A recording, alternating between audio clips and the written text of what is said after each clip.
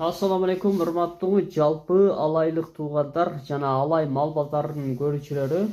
Жалпыңыздарга бир сонун жаңылык айтайын дедим. Туйстан айтып калдым.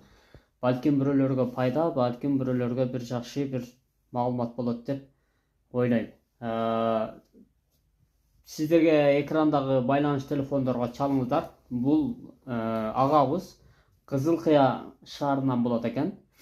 Мага именно Алай районунун быйылкы козулары керек, козу кочкорлору керек, кочкору керек экен. Бир кора болсо деле аябай жакшы болот эле дейт.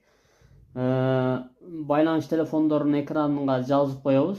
Жазып койдук, ошого чалып байланышыңыздар. Мен бир портер алат элем дейт. Жума сайын ошо бир портерден козу кочкор алат элем дейт. Эгерде кимге кызыктар болсо, байланышы ортодогу сода сатыкты жүргүзүңүздөр туугандар.